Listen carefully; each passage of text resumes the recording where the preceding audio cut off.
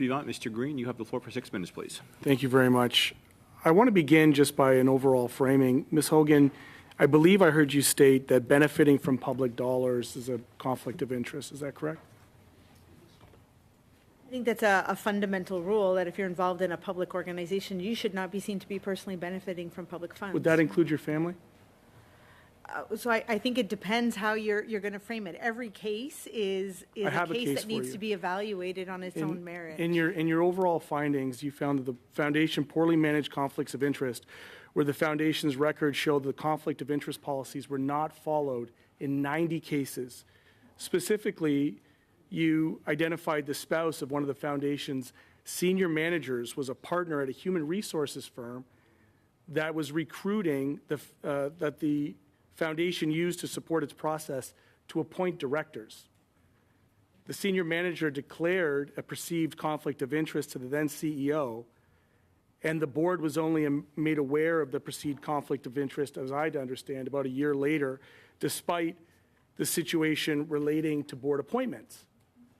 So to be clear and on the record, does that framing to you capture the current acting CEO, Zaid Ram's hiring of his own wife to recruit board members that subsequently gave Mr. Zaid his bonuses and also selected him as the acting CEO after the previous CEO resigned? Is that accurate?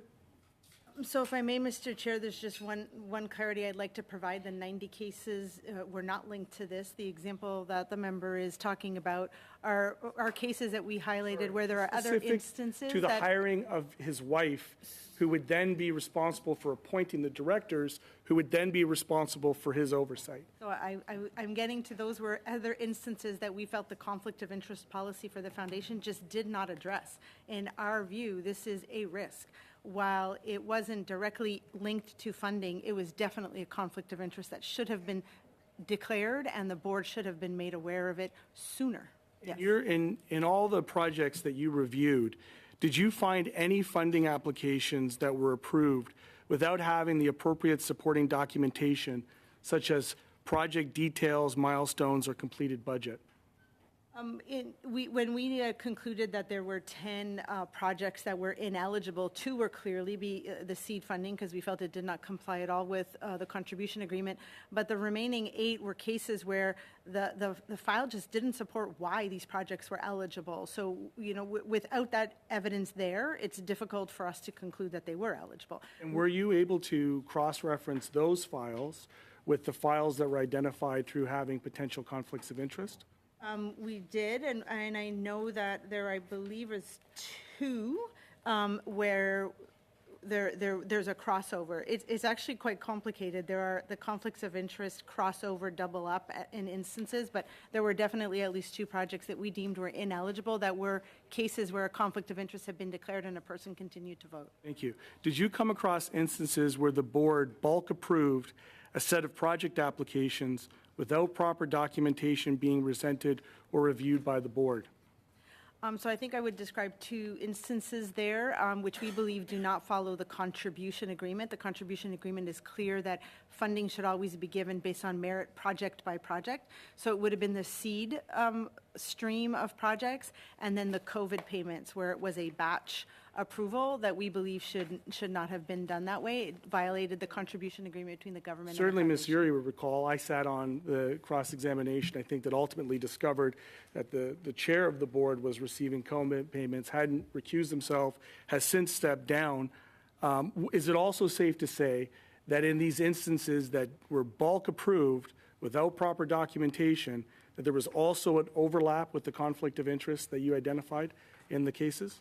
Yeah, absolutely. I think it was about 60 some odd cases, 63, I'm going to look for the number, 63 cases of COVID payments that were in conflict of interest. And then later on that the way the COVID payments were approved did not follow the contribution agreement. So there's two things at play with those payments. And not coming into, like the contribution agreement would also trigger things like financial compliance. Is that correct? The contribution agreement between the federal government and the foundation really sets out how they should determine eligibility. And just if I could, I only have a minute left. There would have to be a need, correct? They would have to demonstrate that it's a new technology Right. that is innovative, and that there would be environmental benefits that were tangible to the Canadian population. Did you come across any cases where executives brought forward board-related projects that have been rejected by reviewers on multiple occasions, yet still moved forward for a second or third time with a new reviewer? If you permit me, Mr. Chair, I'm just going to ask Mathieu to answer that. If my- he could my in a yes or memory no, is if he knows, failing me a yes, little. if he doesn't, yes, okay. Are you confident then, knowing this, knowing all the conflicts, knowing all the ways in which bulk approvals happen at the board level, conflicted with board members, are you confident that all applications were treated fairly and evaluations and approval processes were consistent across all applications? So I guess it comes back to how we did our sampling.